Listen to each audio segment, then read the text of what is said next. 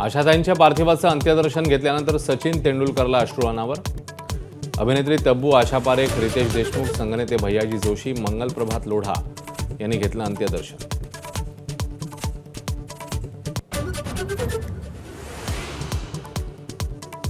आशा भोसलेंना दिग्गजांची श्रद्धांजली.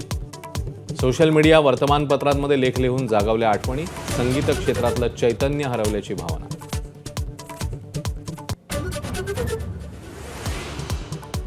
कल्याण अहिल्यानगर महामार्गावर भीषण अपघात. कार आणि सिमेंट मिक्सरची समोरासमोर धडक. 8 जणांचा जागीच मृत्यू.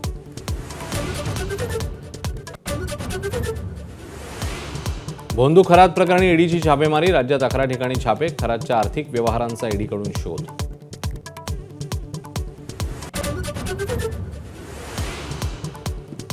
पंढरपूर ऍसिड हल्ला प्रकरणी धक्कादायक ट्विस्ट. तरुणीने स्वतःच ओतून घेतलेला ऍसिड. घरगुती कारणातून प्रकार घडल्याची माहिती.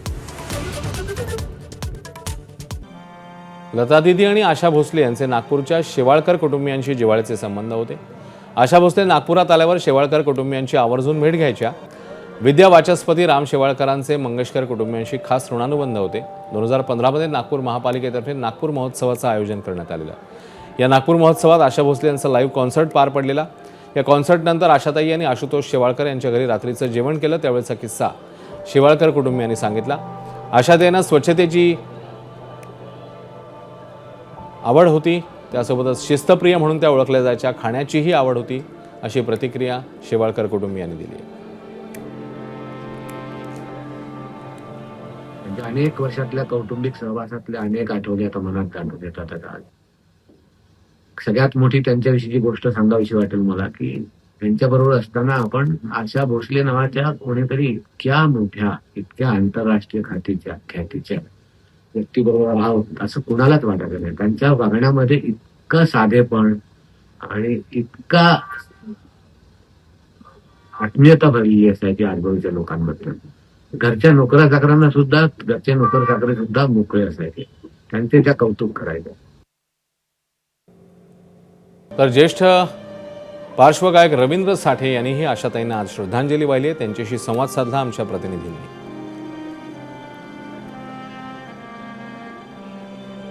आता माझ्यासोबत ज्येष्ठ पार्श्वगायक रवींद्र साठे सर आहेत आणि नुकतेच त्यांनी आशाताईंचं अंत्यदर्शन घेतलेलं आहे. सर, आज आशाताई नाही आहेत आपल्यामध्ये आणि तुम्ही खूप काम त्यांच्यासोबत केलं आहे, खूप जवळचे संबंध होते तुमचे. आज या क्षणी काय आठवतंय, का आठवणी आहेत? खरं म्हणजे आठवणी खूप आहेत. 1976ला मी त्यांच्याबरोबर पहिलं गाणं म्हटलं. म्हणजे या गोष्टीला आता 50 वर्ष झाली. आराम हरामे नावाच्या चित्रपटात बाबूजी आणि त्या असं गाणं होतं. पण बाबूजींचा आवाज ठीक नव्हता, त्यामुळे पर्यायी म्हणून माझी रिहर्सल करून ठेवली होती आणि त्यांचा आवाज रेकॉर्डिंगपर्यंत सुधारला नाही. त्यावेळे मी ऐत्या वेळे म्हणून मी ते गायलो गाणं. म्हणजे मला शिकवलं होतं बाबूजींनी, मी गायलो. आराम हराम नावाच्या चित्रपटात ते गाणं होतं तोरण्यांच्या. आणि त्यावेळेला सुद्धा मला वाटलं की माझ्यासारख्या नवोदित गायकाबरोबर त्यांना म्हणजे त्यांना कसं, त्यांना आवड आहे का नाही आवडलं आहे मला कळलं नाही. परंतु जेव्हा मी गायला सुरुवात केली त्यावेळेला मला खूप चांगल्या सजेशन्स त्यांनी दिल्या. मला सांभाळून घेतलं आणि त्याच्यानंतर चक्क मला असं एक कानमंत्र दिला की तुम्ही जोपर्यंत बाबूजींना डोळ्यासमोर ठेवून गात नाही तोपर्यंत आज गाणं ओके होणार नाही. आणि खरोखर अनेक लोकांना असं वाटतं की ते गाणं भाऊजींनी गायलंय, पण ते गाणं मी गायलंय कोणाला माहिती नाही. आणखी जर बोलायचं झालं तर लाईव्ह कॉन्सर्ट्स हा एक वेगळाच अनुभव असतो. रेकॉर्डिंग स्टुडिओमध्ये आपण असतो ती एक वेगळी गोष्ट असते आणि जेव्हा तुम्ही लाईव्ह करता ती जे गिव्ह अँड टेक होत असतं आणि त्यावेळेस अनेक गोष्टी घडत असतात लाईव्हमध्ये. तसा काही प्रसंग, तसा काही किस्सा सांगू शकाल? लाईव्ह प्रसंगामध्ये म्हणजे बऱ्याच वेळा काय झालेलं आहे की त्यांना त्या कार्यक्रमामध्ये त्यांचा अट्टहास असायचा की त्यांना जेवढं शक्य आहे तेवढं गायचं. म्हणजे एका कार्यक्रमात त्यांनी 3-4 नाट्यगीतं तयार केली होती आणि ती नाट्यगीतं त्यांनी गायची. त्यातली गायली होत्या 2 म्हणजे दिनाथरावांची नाट्यगीते गायल्या होत्या. म्हणजे हे पटकन स्टेजवरती लाईव्ह गाणं फार अवघड आहे. पण ही जी जिद्द आहे ना की मला नाही जमत म्हणजे काय, मी करणार. आणि तीच जिद्द असं वाटत होतं की त्यांना शतक पार होईल असं वाटलं होतं. पण दुर्दैवाने आज त्यांचं अंतर्दर्शन घ्यायला लागलं मला. खरं वाईट वाटतं. त्यांचे आत्म्यास शांती देव. बोलण्यासाठी त्यांच्या आठवणी जागवण्यासाठी आपल्यासोबत आहेत ख्यातनाम संगीतकार गायक कौशल इनामदार. कौशलजी, अनेक पिढ्यांच्या अनेक जणांना भरभरून आनंद देणारा हा स्वर आज आपल्यातनं निघून गेलेला आहे. आपल्या भावना? मला असं वाटतं की खरं आपण कधी म्हणतो की माणूस गेला तेव्हा श्वास थांबतात, बरोबर ना? पण आपल्या सगळ्या गाण्यांच्या रूपाने श्वासच तर आशाताई सोडून गेलेले आहेत. आणि इतके सुरेल श्वास. खरे. म्हणजे जगातली सगळ्यात जास्त गाणी ही आशाताईंनी गायलेली आहेत आणि वेगवेगळ्या भाषांमधनं. आणि त्यामुळे मला असं वाटतं की स्वर गेला असं म्हणण्यापेक्षा त्यांचा एक शारीर देह गेला, पण आशाताईंचं अस्तित्व, तो जेव्हा गायक एखादा जातो तेव्हा तो अमरत्वच प्राप्त करतो. खरे. विशेषतः आशाताईंसारख्या कॅलिबरचा गायक. मला म्हणजे त्यांच्या गाण्याच्या आता म्हणजे रवींद्र साठे सर पण बोलत होते आणि तेही मी ऐकत होतो आणि त्यांनी एक फार महत्वाचा मुद्दा मांडला तो की मला असं वाटतं की आशाताई या संगीत क्षेत्रातल्या ओरिजिनल बंडखोर होत्या. आद्य बंडखोर ज्याला म्हणता येईल अशा होत्या की मला जमत नाही आहे हा वाक्प्रचार त्यांच्या डिक्शनरीत नव्हताच. सीमा ही ओलांडण्याकरताच असते, ग्लास सिलिंग हे तोडण्याकरताच असतं, अशी त्यांची धारणा होती. त्यामुळे तुम्ही त्यांची रेंज बघितलीत आणि व्हर्सटॅलिटी बघितलीत तर ती खरं तर कुठून आली असं आपल्याला की ती प्रचंड घोर मेहनतीतून एक त्यांची उत्तम निरीक्षण शक्ती, कारण त्या उत्तम नकलाकार होत्या. जेव्हा नक्षत्रांचे देणे हा माझ्या लहानपणी राजा शिवाजी विद्यालयाच्या पटांगणात कार्यक्रम झाला होता.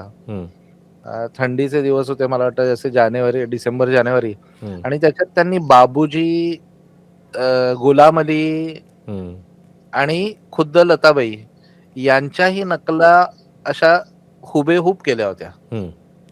तर त्यांची ती अफाट निरीक्षण शक्ती होती. त्यामुळे विशेषतः आता बाबूजींबद्दल त्यांनीही सांगितलेलं आहे की सुधीर फडके चाल शिकवायचे तर त्यांना ते जसं गायचे तसंच्या तसंच गायकाने गायला पाहिजे असा त्यांचा एक दंडक असायचा. आणि तुम्ही पाहिलं तर आशाताई सगळ्यात जास्त गायल्यात बाबूजींबरोबर. म्हणजे गंगेत घोडं न्हालं सारखे अनेक चित्रपट आहेत की संगीत सुधीर फडके आणि पार्श्वगायन आशा भोसले. अख्ख्या चित्रपटात किती जी 3-4 गाणी असतील ती आशाताईच गायलेली आहेत. म्हणजे पुरुष गायक पण नाहीये. आणि म्हणून मला असं वाटतं ना की त्यांना त्यांच्या या व्हर्सटॅलिटीमुळे आणि त्यांच्या अचाट निरीक्षण शक्तीमुळे, त्याच्यावर त्यांनी घेतलेल्या मेहनतीमुळे त्यांचं असं कसदार इतकं झालं गाणं की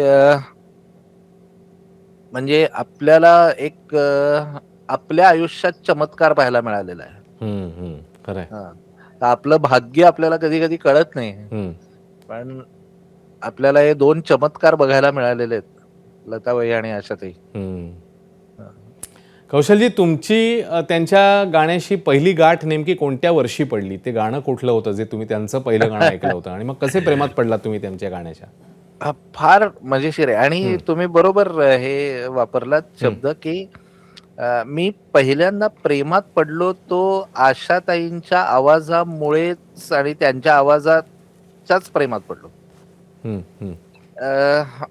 अगदी मला पहिलं जे माझ्या काय म्हणतो त्याला, माझ्या आठवणीमधलं पहिलं जे गाणं आहे ते खुल्लम खुल्ला प्यार करेंगे हम दोनों हे गाणं आहे.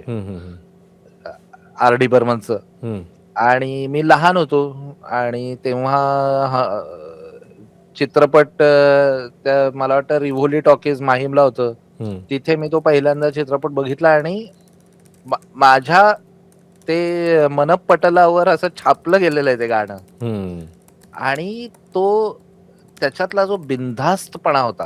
हम्म, आता आता मला ते कळतंय. तेव्हा मला ते नुसतंच आवडलं होतं. मी अगदीच लहान होतो तेव्हा. हम्म, हम्म, हम्म, पण गाण्यामध्ये इतका जिवंतपणा असू शकतो. हम्म, आणि गाणं ही फक्त एक काय म्हणतो त्याला, एक बौद्धिक कॉग्निशनची गोष्ट नसून अनुभूती घेण्याची चीज आहे. हम्म, हम्म. हे आशाताईंच्या गाण्यामुळेच कळलेलं आहे मला. हो. की त्याच्यात कुठलंही लॉजिक काही त्याच्यात आपल्या आड येत नाही. हम्म, फक्त त्यांचा आवाज आणि आपण हम्म, एवढंच राहतं.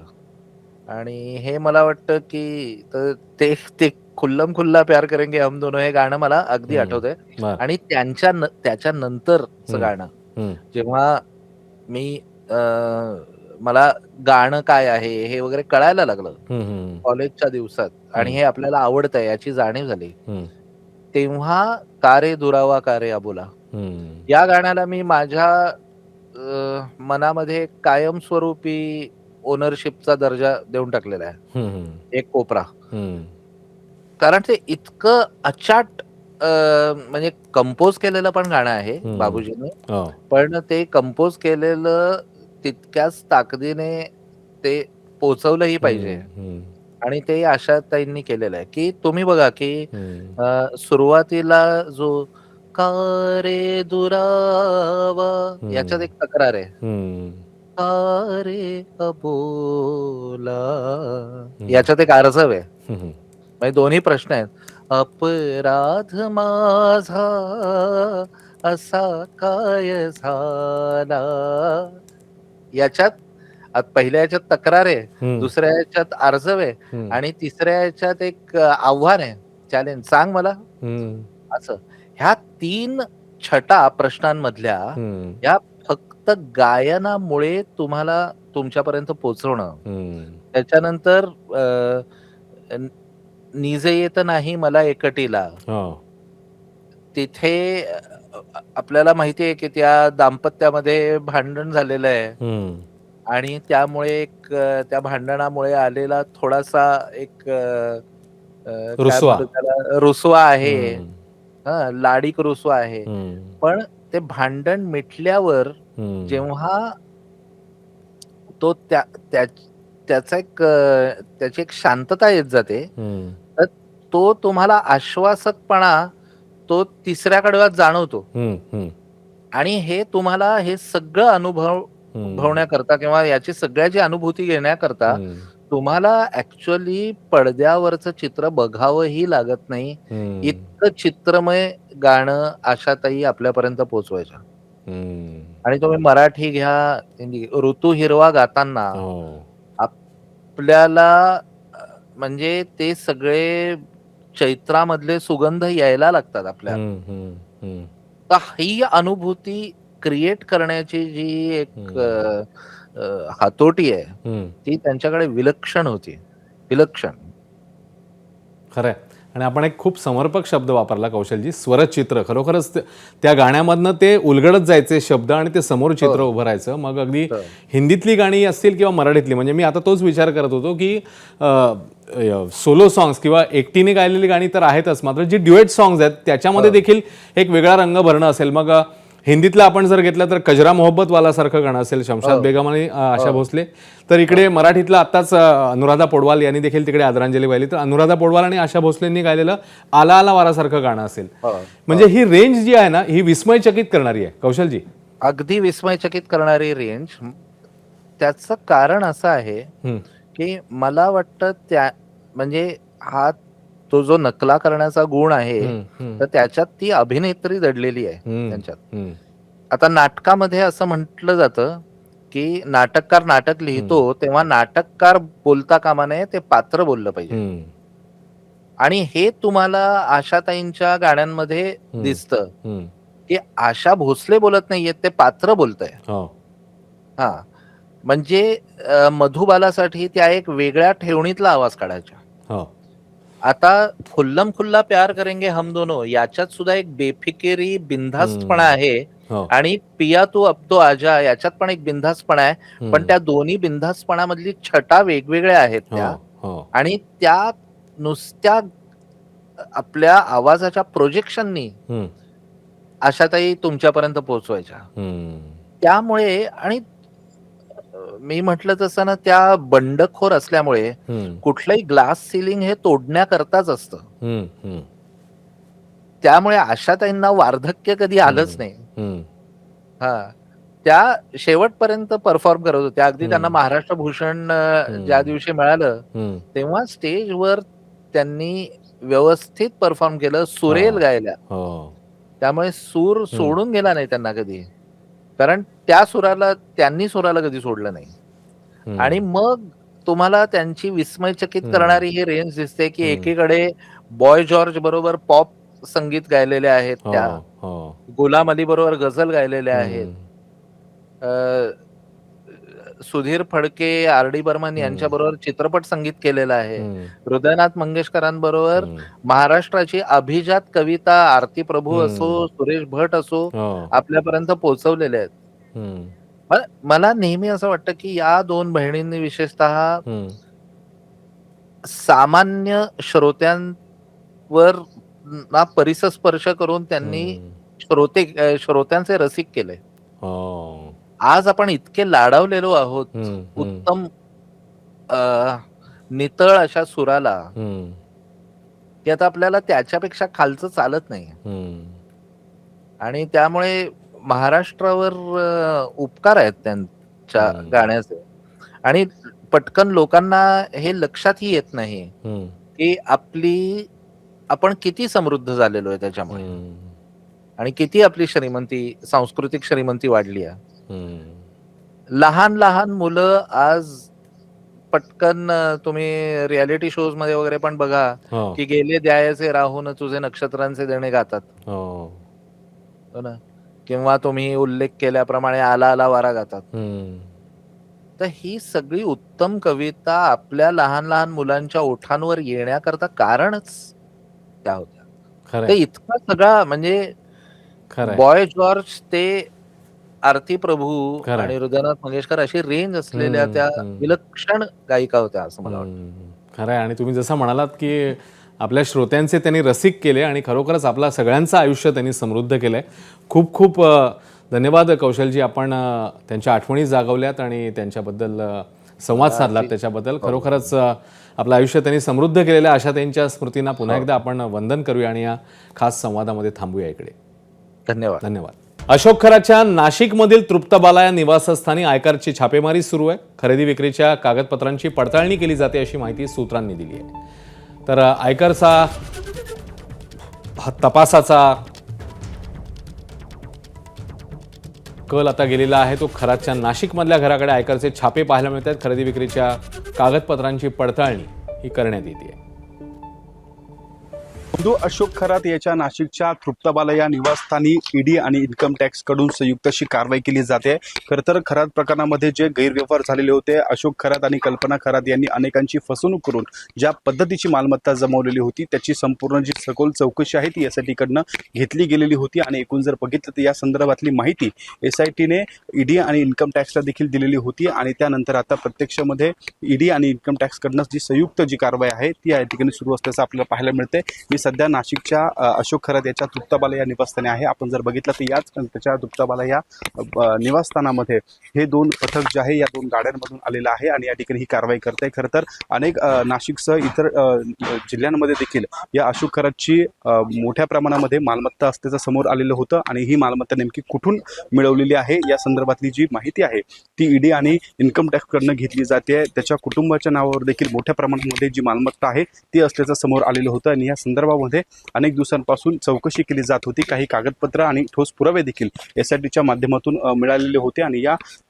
पुराव्याच्या आधारे ही संपूर्ण इन्कम टॅक्स आणि ईडीच्या माध्यमातून ही चौकशी सुरू झालेली आहे. आणि आज जर बघितलं तर नाशिकमधल्या तृप्तबालया निवासस्थानी अशोक खरात, कल्पना खरात यांच्या संदर्भातली माहिती घेतली जाते. त्यांची मालमत्ता, गैरव्यवहार जे झालेले होते त्या संदर्भातली माहिती घेतली जाते. कुठे कुठे ही मालमत्ता आहे, ती कशी मिळवली, याची सखोल जी चौकशी आहे ती ईडी आणि इन्कम टॅक्सकडनं घेतली जाते. एकूणच या सगळ्या प्रकरणामध्ये, या कारवाईमध्ये नेमकं काय समोर येतं, अशोक खरातने हे पैसे नेमके कुठून त्यांनी त्या ठिकाणी आणलेले होते, मालमत्ता कशी मिळवलेली होती या संदर्भात आणि त्याचे संबंधित नेमके कोण कोण आहे, त्याच्या प्रॉपर्टीमधले भागीदार नेमकं कोण कोण आहे, याची सखोल जी चौकशी आहे ती ईडी आणि इन्कम टॅक्सच्या माध्यमातून घेतली जात असल्याचं आपल्याला एकूणच पाहायला मिळत आहे. शुभम बुडके, ABP माझा, नाशिक. ABP माझा, उघडा डोळे बघा नीट.